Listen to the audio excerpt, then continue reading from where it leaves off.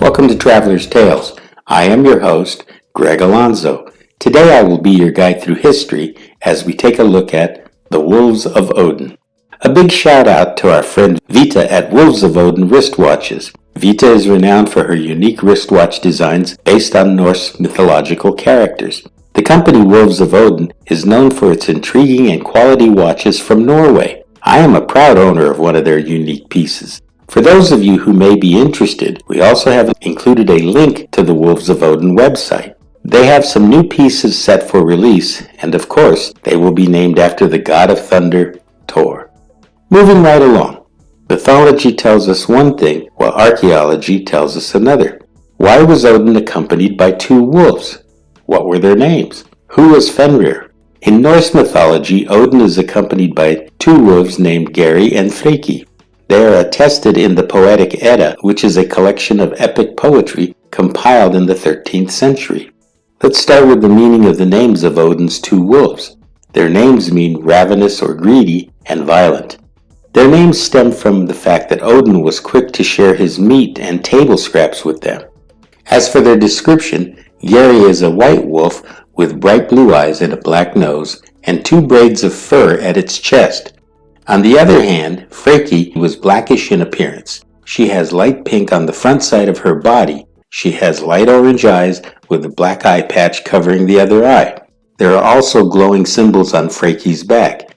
Before men were given life and before Odin's two ravens, Odin created Geri and Freki. On the Bokstad runestone, it is arguably believed by many in the scholar community to be a representation of Odin and his two wolves taking part in an elk hunt. Tradition has it that Odin was lonely and he created the wolves to keep him company. One wolf was male while the other was female. In this way, Odin populated the world throughout their travels. Geri and Freki were loyal and very brave. They accompanied Odin during all kinds of travels and adventures, even on the battlefield. This is one of the reasons why warriors considered seeing a gray wolf on the battlefield to be a good omen. It meant that Odin was present during the battle, and those valiant warriors who died in the battle, Odin would see to their safe passage to Valhalla. It is also interesting to point out that the Germanic wolf warrior bands, the Ulfenor of Norse mythology, also held strong connection to both Odin and his wolves. Their belief only waned after Christianization. The two wolves were also revered by the Norse peoples for their symbolism. It was believed that those who followed Odin would embody the might of both God and his wolves. The wolves were believed to inhabit Midgard as protectors. According to legend, the two wolves nurtured the humans and acted as both foster parents and teachers. Odin stressed to the people to learn the values of Geri and Freki: courage, love, wisdom, and taking care of members of the pack. This thought was so prevalent that the thrones of many Anglo-Saxon kings were adorned with the Wolves of Odin. Geri and Freki were also known to have helped the Valkyries carry fallen warriors to Valhalla by guiding their spirits to the gates of the Promised Lands. Moving right along, was Fenrir one of Odin's wolves? Quite the contrary. Although Fenrir is understood as an antagonist to the gods, the Great Wolf is one of the villains of the story of Ragnarok. The original story makes it clear that Odin and the other gods' treatment of the Great Wolf contributed to his siding with the forces of chaos against them. Fenrir symbolizes a wind element and is renowned for his tremendous strength.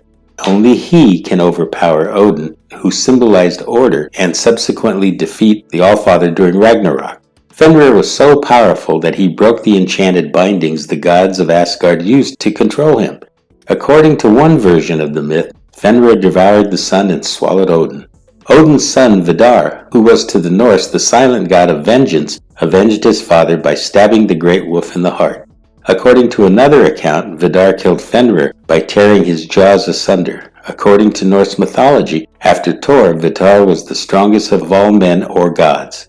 This brings us to the end of the Wolves of Odin. Thank you for joining us for this edition of Traveler's Tales. Please like and subscribe to Traveler's Tales, and don't forget to hit the little bell icon to be notified each time we post new videos. Until we meet again at the crossroads of folklore and fact, Kartistos.